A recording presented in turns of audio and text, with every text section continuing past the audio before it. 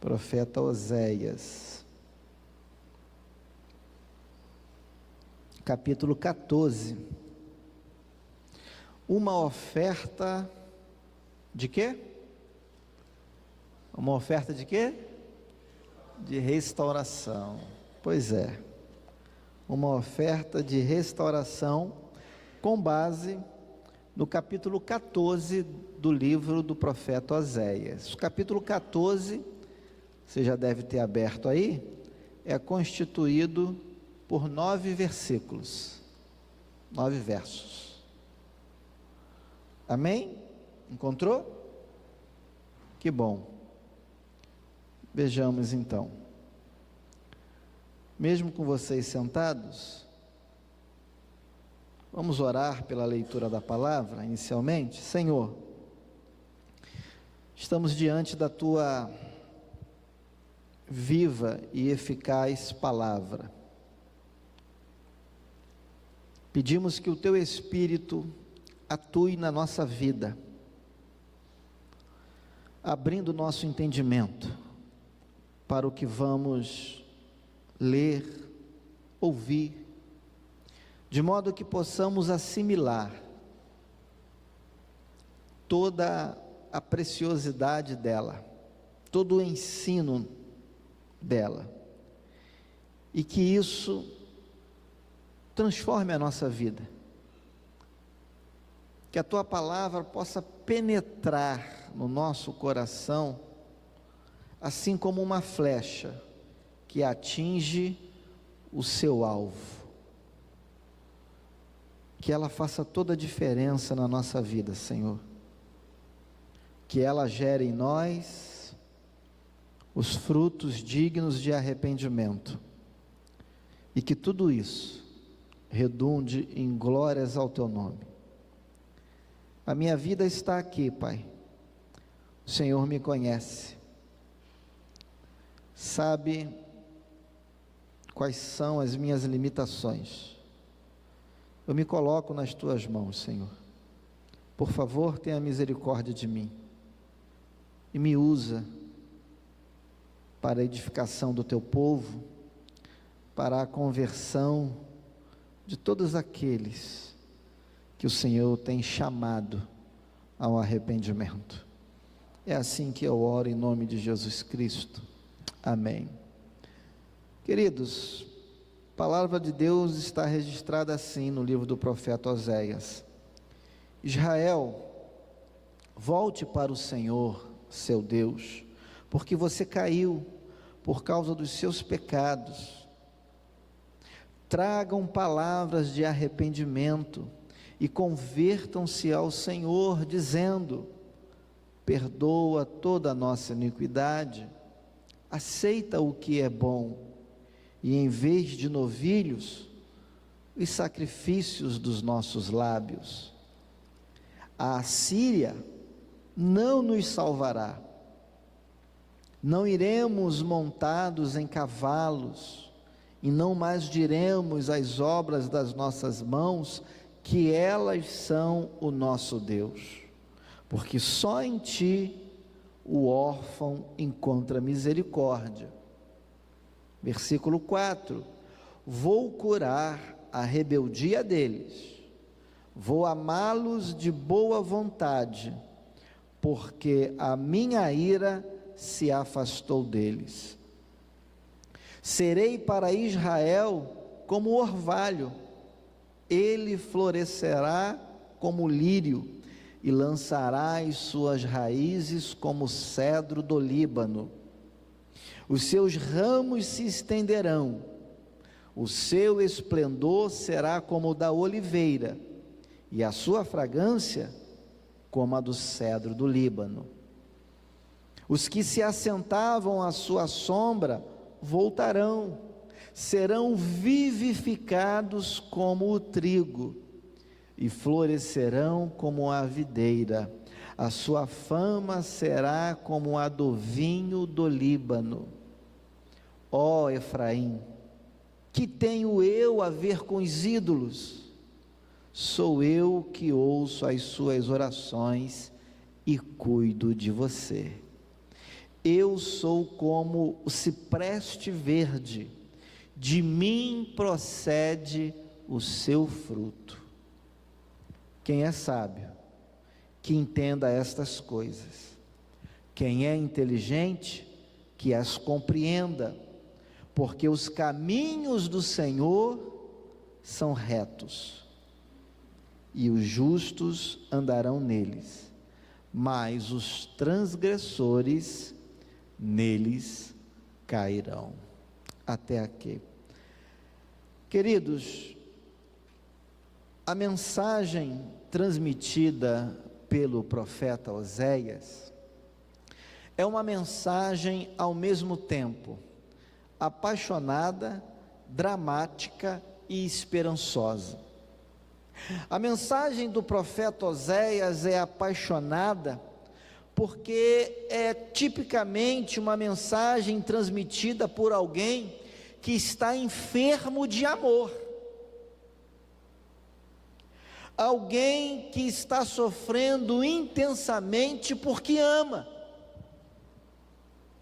Ela é dramática porque, lamentavelmente, esse amor despendido, esse amor oferecido, não é correspondido pela pessoa amada.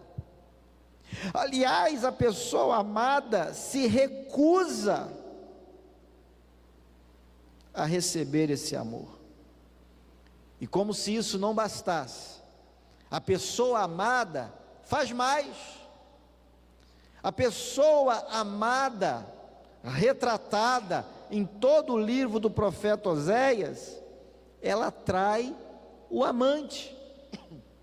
Amante aqui não tem um sentido negativo, pejorativo, que assumiu nos dias atuais. Amante aqui, como eu me refiro, é simplesmente a pessoa que ama, o amante. A pessoa amada recusa o amor do amante, e como se não bastasse, ainda o trai com outras pessoas. Mas acima de tudo, a mensagem do profeta Oséias é esperançosa. E por que é esperançosa? Porque aquele que ama,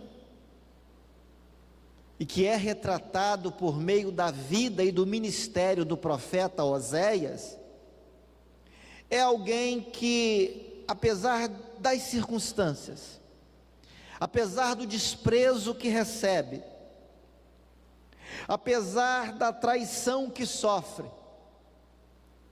essa pessoa continua apostando no arrependimento da pessoa amada. O amante aqui é aquele que, apesar de todos os pontos negativos, continua disposto a perdoar a pessoa amada, e não apenas a perdoar, mas disposto também a honrar essa pessoa, a glorificar essa pessoa. E tudo isso, essa paixão, esse drama e essa esperança, está diluída nesses 14 capítulos que compõem o livro do profeta Oséias. Do capítulo 1 ao capítulo 3, por exemplo, você encontra aqui a descrição do conturbado casamento do profeta. Oséias, ele está representando aqui o relacionamento de Deus com o seu povo. Na antiga aliança, o profeta era o intermediador entre Deus e o povo. O profeta era aquele que representava Deus diante do povo. E de uma forma inesperada ou inusitada, que foge completamente à regra, Oséias se casa com uma mulher adúltera.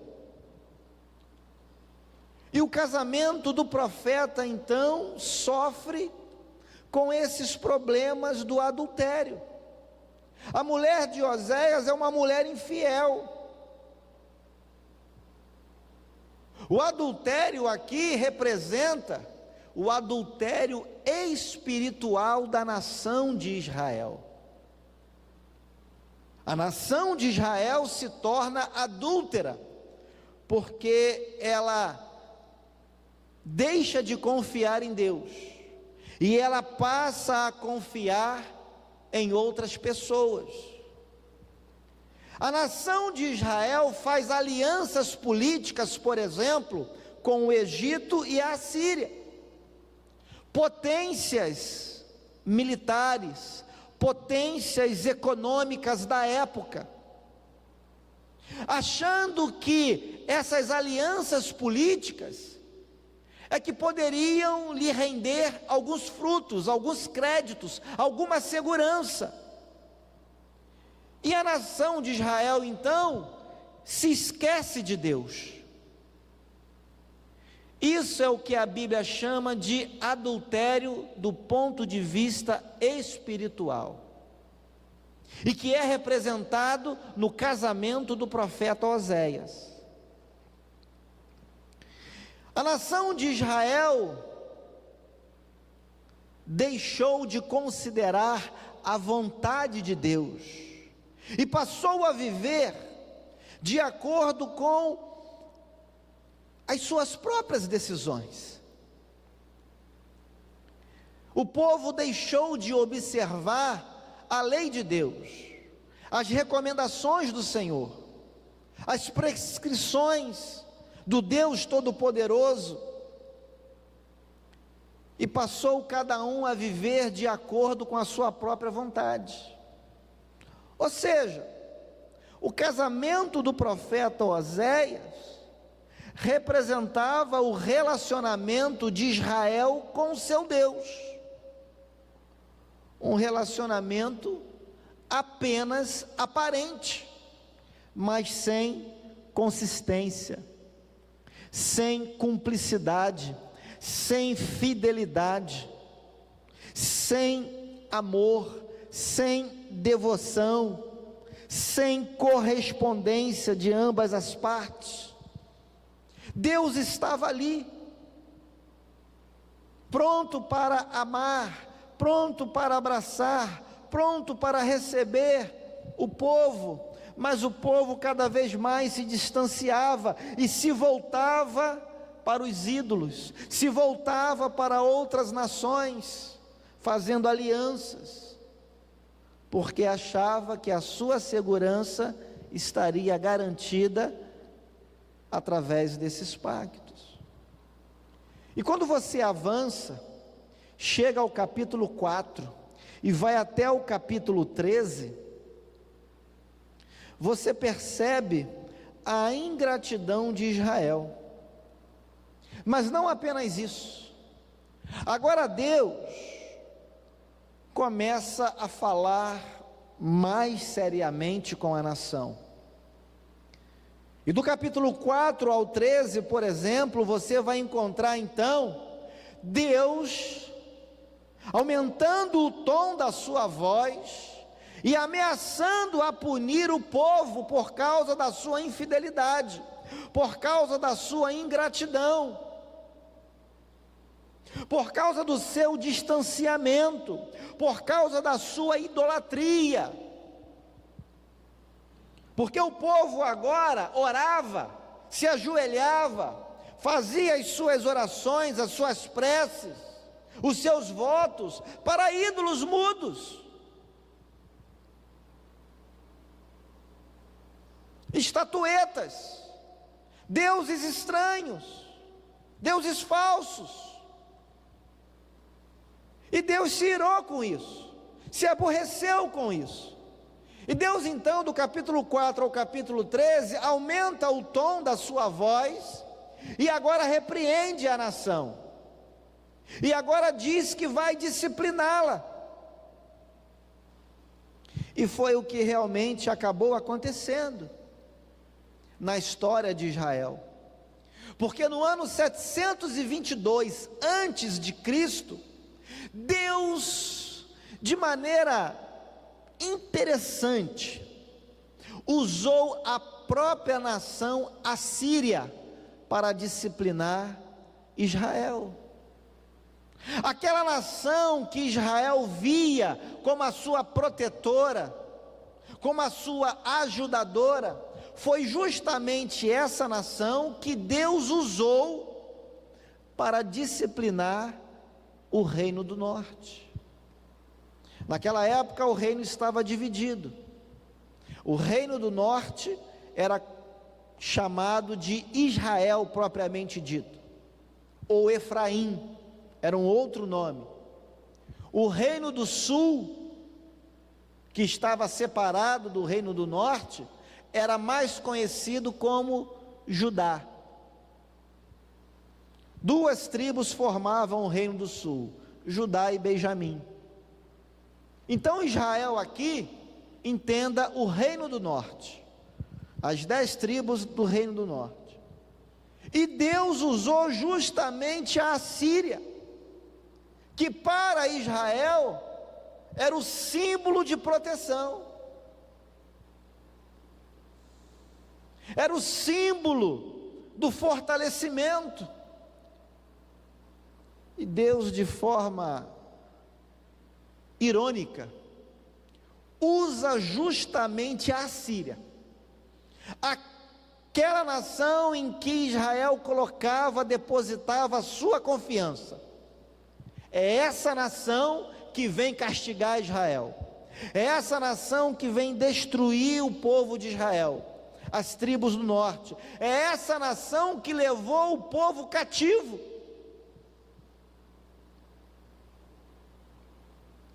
Mas aí você chega no capítulo 14 do livro, o último capítulo, e aí você se depara então com o chamado de Deus ao arrependimento. O capítulo 14, amados, traz para o povo rebelde, para o povo que desprezava o amor de Deus, para o povo que se aventurou com ídolos, para o povo que decidiu confiar a sua segurança, depositar a sua esperança nas nações economicamente, militarmente fortalecidas. É para esse povo que Deus então usa o profeta Oséias para escrever no capítulo 14, queridos, uma mensagem de perdão, uma mensagem de restauração, uma mensagem de glorificação. Por exemplo, atente para o que está escrito no versículo 5 do capítulo 14. Deus, através do profeta Oséias, diz assim: vou curar a rebeldia deles, vou amá-los de boa vontade, porque a minha ira se afastou deles. Serei para Israel, entrando agora no versículo 5, como orvalho, ele florescerá como lírio e lançará as suas raízes como o cedro do Líbano. Queridos, o que isso tem a ver com aquela situação? Eu queria que você prestasse atenção nas palavras que Deus fala para Israel através da vida e do ministério do profeta. Deus está dizendo assim: serei para Israel como orvalho. Por que orvalho? Qual é o significado dessa figura de linguagem? Deus como orvalho. Nós precisamos compreender, queridos, a importância da umidade nos verões muito quentes da Palestina. Você sabe que a vegetação, para florescer, precisa ser regada, precisa da água, da chuva. E quando você não tem essa água, quando você não tem chuva, quando você está no período de estiagem, no período de seca, queridos, quão bom, quão necessário é o orvalho. E Deus está dizendo, assim como a vegetação precisa do orvalho para florescer, para viver, para dar frutos, Deus está dizendo que vai se fazer como orvalho para a nação de Israel. O orvalho então é sinônimo aqui, querido, de prosperidade, de frutificação, de florescimento, de um novo tempo, de frescor, de vigor espiritual. Deus está dizendo que apesar do pecado da nação, apesar da idolatria do povo, apesar do distanciamento, do desprezo, Deus ainda assim está pronto para fazer com que aquelas pessoas florescessem. Mas Deus não diz só isso no versículo 5. Ele diz mais. Ele diz assim: e ele florescerá como lírio. Ou seja, ele quem? O povo pecador, o povo ingrato, o povo idólatra, o povo que desprezou o amor de Deus. O Senhor está dizendo que esse mesmo povo florescerá como lírio. Por que como lírio? Querido, se você fizer uma pesquisa, o lírio é um tipo de vegetal, é um tipo de planta, que além de simbolizar pureza ou purificação espiritual, o lírio, ele tem uma capacidade impressionante de prosperar, de vingar, de florescer, de permanecer, mesmo em ambientes desfavoráveis, como por exemplo, em ambientes sem luz. Você sabe disso, que para haver vida,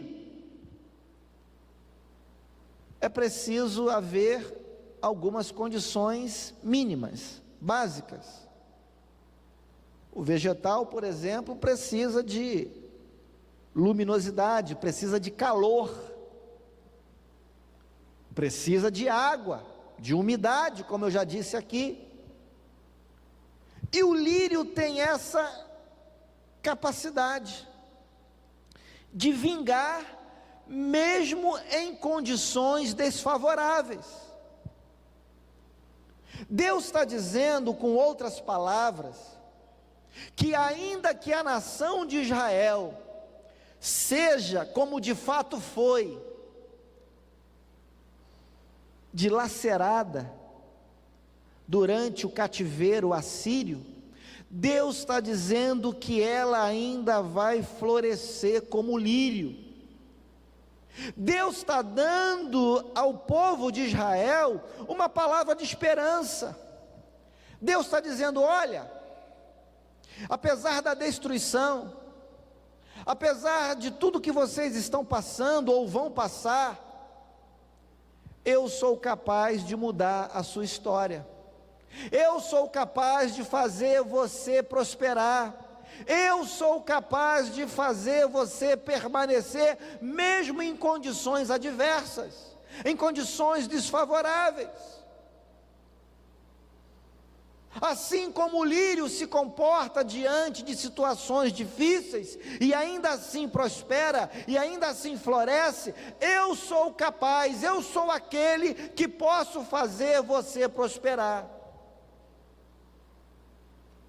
E Deus continua o seu discurso ainda no versículo 5. Ele diz agora que a nação de Israel, o povo de Israel, vai ser como o cedro do Líbano. Você já teve a curiosidade de ler alguma coisa a respeito do cedro? Já pesquisou? Já viu algumas de suas características? Eu fui atrás, eu fui ler um pouquinho mais, e eu descobri, amados, que essa árvore, nos 3 primeiros anos, as raízes dela crescem cerca de 1,5 metro, as raízes, nos 3 primeiros anos. Porém, o vegetal propriamente dito, aquela parte aparente que a gente consegue enxergar, que a gente consegue ver, cresce apenas 3 centímetros, ou melhor, 5 centímetros, em 3 anos. Aparentemente é muito pouco. Em 3 anos, crescer 5 centímetros. Em contrapartida, a parte interna, aquilo que não é aparente aos olhos humanos, aquilo que a gente não consegue enxergar, cresce de maneira assustadora. A raiz cresce nos 3 primeiros anos cerca de 1,5 metro, mas não para por aí. O que é impressionante é o que vem depois, é o que vem a partir do 4º ano. A literatura diz que a partir do 4º ano, essa árvore pode crescer e chegar até 50 metros de altura. Você sabe o que é isso? Uma árvore com até 50 metros de altura, o seu caule pode chegar a uma circunferência de 14 metros. Irmãos, vocês imaginam o que é isso? Uma árvore com essas proporções.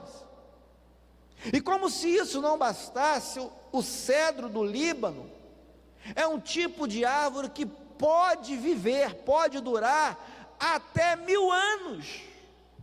Quem aqui vai viver 1000 anos? Nenhum de nós vive 1000 anos aqui. Mas o cedro do Líbano é capaz de resistir até 1000 anos. Então Deus está dizendo que apesar de tudo, apesar do desprezo do povo, da infidelidade do povo, apesar dos pecados do povo, Deus era aquele que poderia mudar a história da nação, da sua nação escolhida, do seu povo amado. Deus está dizendo que poderia fazer com que Israel prevalecesse. Israel não tinha entendido que a sua segurança, a sua subsistência, a sua prosperidade dependia de Deus e não do Egito, não da Assíria. Deus então no capítulo 14 se volta para Israel e mais uma vez transmite para o seu povo uma mensagem de esperança. Deus está chamando o povo ao arrependimento.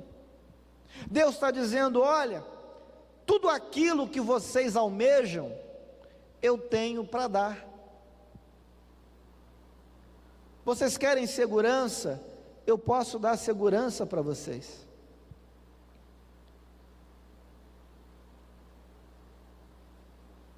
Enquanto vocês estão aí correndo de um lado para o outro, fazendo promessas para A, para B, para C, para D, para E,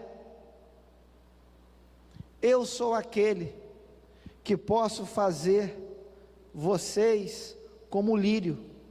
Eu sou aquele que posso fazer de vocês como o cedro do Líbano. Sou eu. A esperança de vocês sou eu. Eu é que tenho amor por vocês, o amor verdadeiro. Eu é que tenho aquilo de que vocês precisam.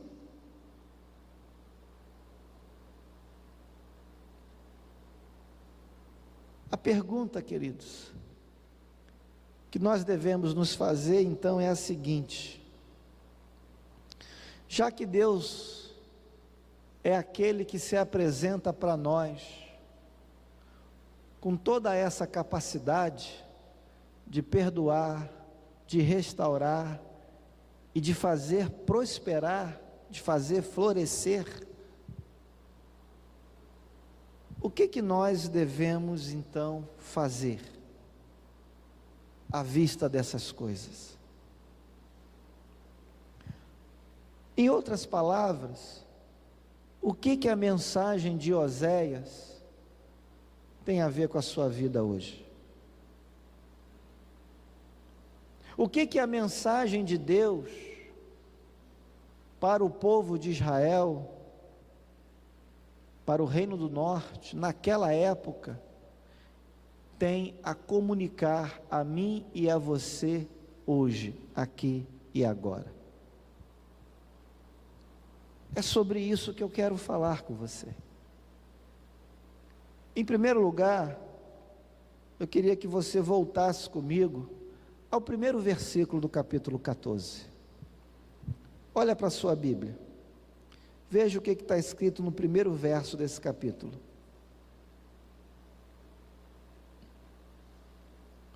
Deus diz assim, através do profeta: Israel, volte para o Senhor seu Deus, porque você caiu por causa dos seus pecados.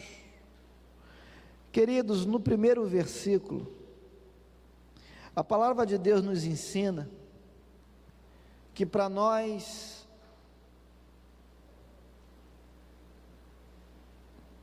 voltarmos para os braços de Deus e corresponder satisfatoriamente a esse amor, a primeira coisa que é necessário é nós ouvirmos o apelo misericordioso do Senhor.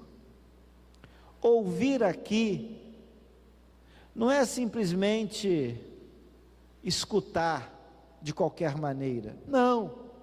Ouvir aqui é escutar com atenção, é estar atento aos mínimos detalhes daquilo que Deus está dizendo, daquilo que Deus está falando, é ouvir e tentar compreender o sentido das palavras do Senhor, do apelo que Deus está fazendo.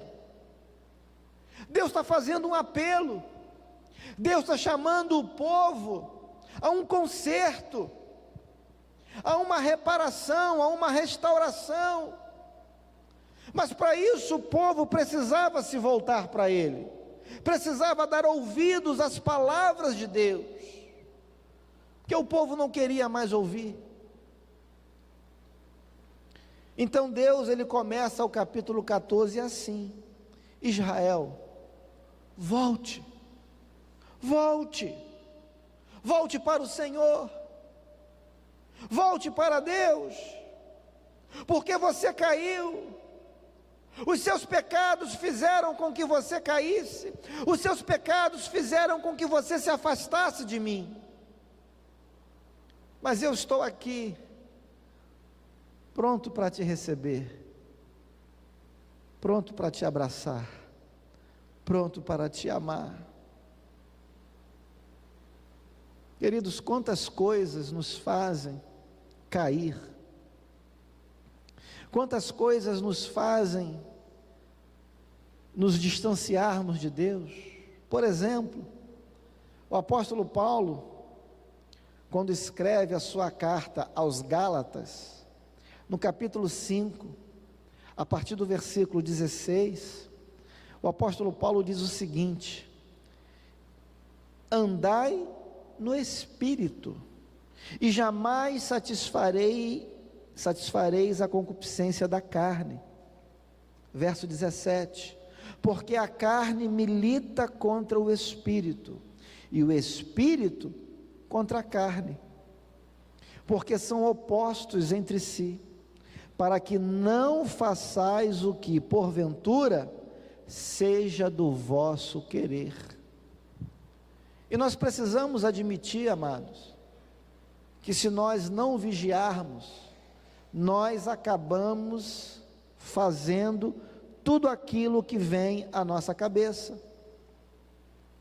A gente começa a dar lugar a qualquer sentimento, porque a gente acha que tudo aquilo que a gente sente é legítimo aos olhos de Deus. Não, não é assim. Nem tudo que você pensa, você pode falar.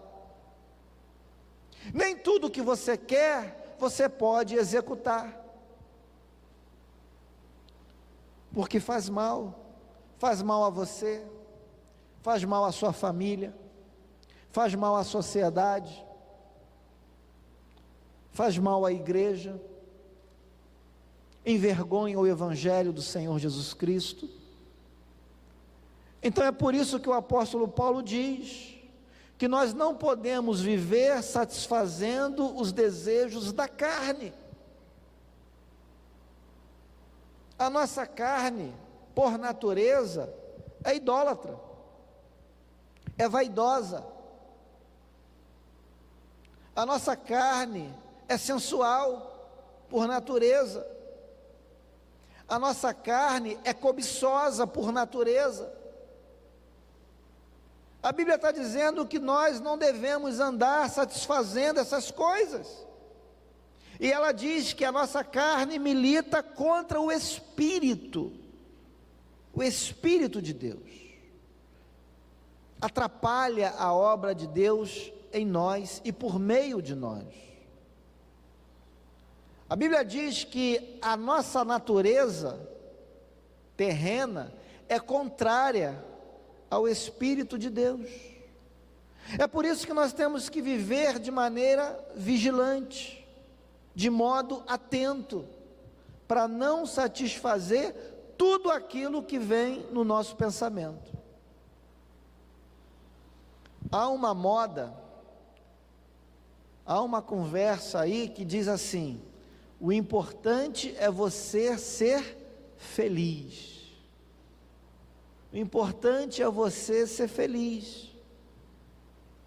Então, em busca dessa felicidade, para dar vazão a essa felicidade, as pessoas não medem esforços e fazem tudo o que lhe vem à cabeça. Tudo que brota no coração, as pessoas querem executar. Tudo em nome da felicidade. Mas não é assim que a Bíblia orienta. A Bíblia diz que a nossa alegria provém do Senhor. O Senhor é a base da nossa alegria, é o fundamento da nossa satisfação.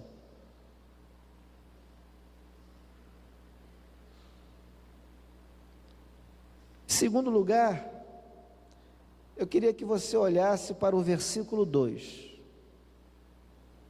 Vamos voltar aqui para o capítulo 14. O que Deus está dizendo ao povo, através da vida do profeta?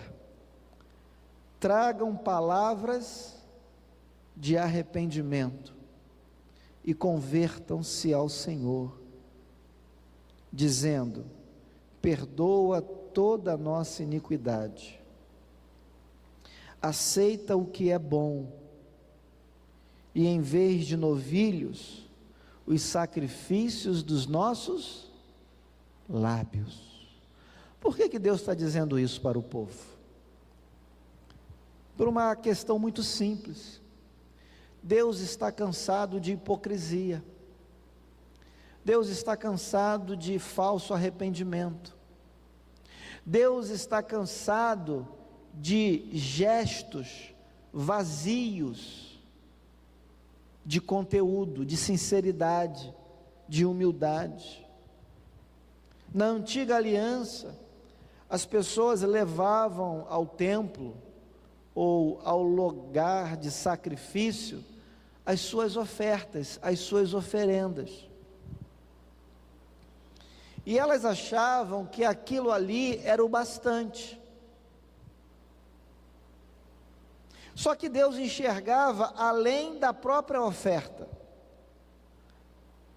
além do próprio sacrifício de animais, da oferta de comidas, o Senhor enxergava o que estava no coração, na alma, na intenção das pessoas, e Ele percebia nelas uma hipocrisia, uma falsidade. E Deus então está dizendo para o povo: olha, parem de trazer essas coisas, porque no fundo, vocês não estão arrependidos, vocês só querem uma desculpa, vocês querem disfarçar o pecado de vocês. O que eu quero é o verdadeiro arrependimento. O que eu quero é que vocês confessem sinceramente o erro, o pecado de vocês, que vocês admitam, para que eu possa curá-los, para que eu possa restaurá-los. Porque se vocês não admitirem que são culpados, que precisam de perdão, que precisam do meu amor, como é que a gente vai se relacionar? Então Deus está dizendo: confessem humildemente e sinceramente a culpa de vocês, porque eu estou disposto a restaurá-los, eu estou disposto a mudar a sorte de vocês, eu posso fazer isso por vocês, eu só preciso que vocês admitam, eu só preciso que vocês estejam dispostos a receber o que eu tenho para dar a vocês. Eu só preciso que vocês verdadeiramente se arrependam.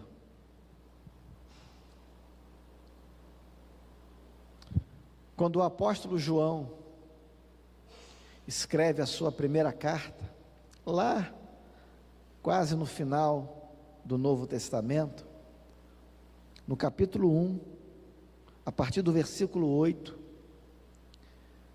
João diz assim: se dissermos que não temos pecado nenhum, a nós mesmos nos enganamos, e a verdade não está em nós. Versículo 9: se confessarmos os nossos pecados, Ele é fiel e justo para nos perdoar os pecados e nos purificar de toda injustiça. Se dissermos que não temos cometido pecado, fazemo-lo mentiroso, e a sua palavra não está em nós. Queridos, o relacionamento do homem com Deus precisa ser baseado na verdade, na sinceridade. A Bíblia diz que todos nós, por natureza, somos pecadores, e estamos destituídos da glória de Deus, da presença de Deus. Nós precisamos admitir isso. Essa é a condição de todo ser humano. Nós precisamos confessar isso. Nós precisamos nos voltar para Deus em arrependimento, em sinceridade, porque Deus está pronto para perdoar, mas Ele quer ouvir de você: Senhor, me perdoa, me recebe, me restaura, me liberta.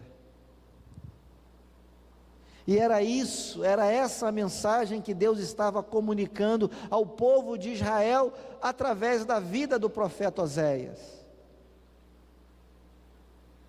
Deus estava ali. Em vez de vocês trazerem ofertas de animais, ofertas de comida, tragam o coração de vocês, tragam o sincero arrependimento de vocês, expressem isso com os seus lábios, porque a palavra de Deus diz que a boca fala daquilo que o coração está cheio. Então, quando Deus diz para o povo de Israel confessar com os lábios, proferir palavras sinceras de arrependimento, era para que o povo pudesse entender que ele só faria isso, só proferiria aquelas palavras quando de fato o coração estivesse com um sincero sentimento de arrependimento. Fora disso, seria apenas uma atitude protocolar, cumprir tabela. Para quem gosta de futebol aí, cumprir tabela, só cumprir o calendário das festas, cumprir um ritual, o ritual dos sacrifícios, mas tudo sem valor profundo, sincero diante de Deus. Terceiro e último lugar, olha o versículo 3 agora, olha para o verso 3 aí na sua Bíblia.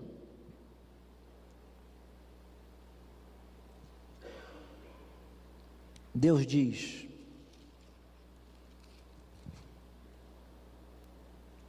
a Assíria não nos salvará, não iremos montados em cavalos, e não mais diremos às obras das nossas mãos que elas são o nosso Deus, porque só em ti,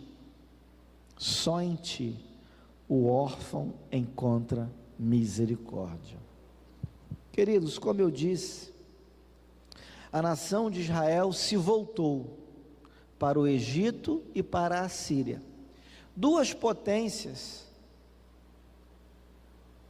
militarmente e economicamente, que despontavam naquela época.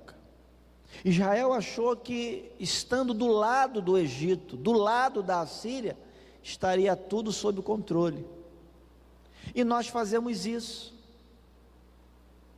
Quantas pessoas acham que o seu futuro, que o seu sucesso, que o seu êxito está em alguns conchavos, em algumas alianças?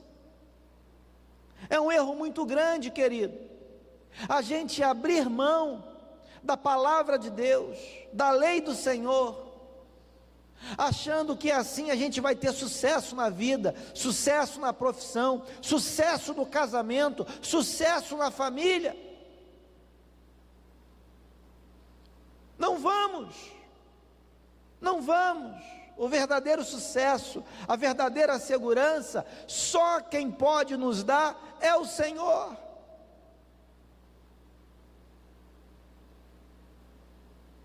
Israel achava que estaria seguro, fazendo uma aliança política, e além disso, olha o que está dito aqui no versículo 3, não mais diremos às obras das nossas mãos, que elas são o nosso Deus. O que isso significa?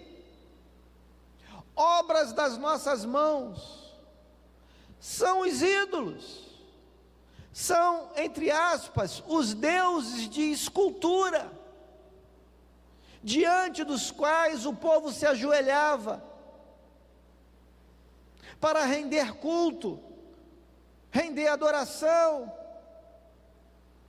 Por isso a nação naquela época foi chamada de adúltera, do ponto de vista espiritual, e isso acontece ainda entre nós. Nós desviamos a nossa adoração, a nossa reverência a quem não é Deus, a quem não é digno da nossa adoração, da nossa devoção. Alguns ainda fazem promessas para A, para B, para C, para D. A Bíblia está dizendo que são obras de mãos humanas, não tem nada a ver com a divindade,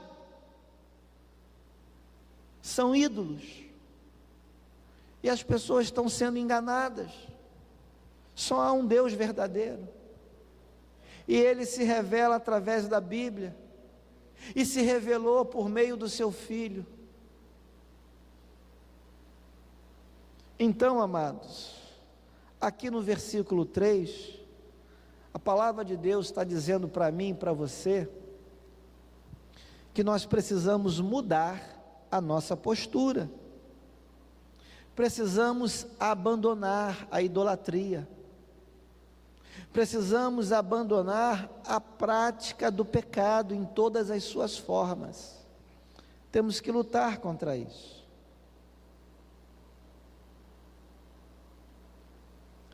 Ainda na primeira carta de João, no capítulo 2, agora a partir do versículo 15, João diz assim: não ameis o mundo, nem as coisas que há no mundo.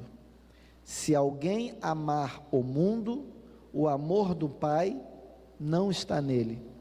Porque tudo que há no mundo, aí ele vai dar exemplos: a concupiscência da carne, a concupiscência dos olhos, a soberba da vida, nada disso procede do Pai, mas procede do mundo. Verso 17: ora, o mundo passa, bem como a sua concupiscência. Aquele, porém, que faz a vontade de Deus, permanece eternamente. Aleluia. Para concluir esta mensagem, queridos, preste atenção. Deus tem uma oferta de restauração para as nossas vidas. Não importa como você tem vivido, o que você tem feito, o importante é que você seja sincero e admita que você é um pecador e que você precisa desse Deus.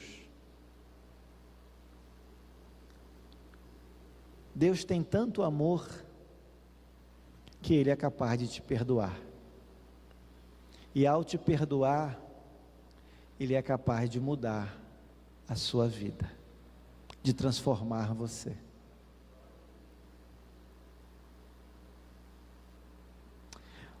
Aquelas pessoas que desejam ser restauradas por Deus, precisam atentar para a mensagem do profeta Oséias. É uma mensagem de alguém apaixonado, porque tem tanto amor para dar. É uma mensagem dramática, porque esse amor, lá naquela época, infelizmente não foi correspondido. Deus precisou usar até de disciplina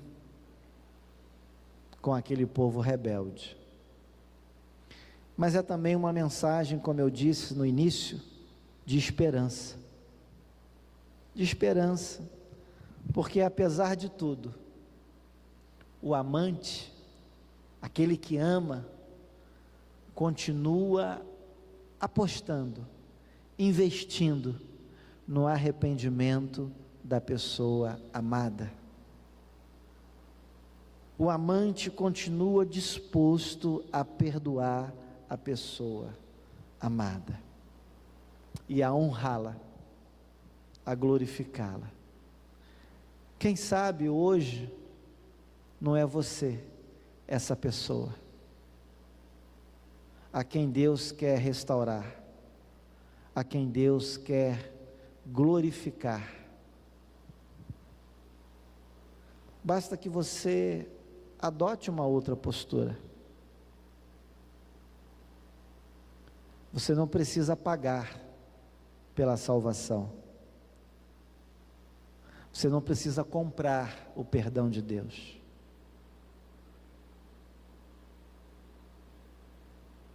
Se por um lado é difícil, por outro é tão simples. Basta você confessar. Amados, aqueles que fazem isso encontrarão então a cura da sua alma em Deus, não nos ídolos, não em alianças políticas, mas em Deus. E Deus então fará com que você floresça, como lírio, como cedro do Líbano, como a oliveira. A Bíblia diz no versículo 4: vou curar a rebeldia deles, vou amá-los de boa vontade, porque a minha ira se afastou deles. Feche os teus olhos. Vamos orar nesse momento.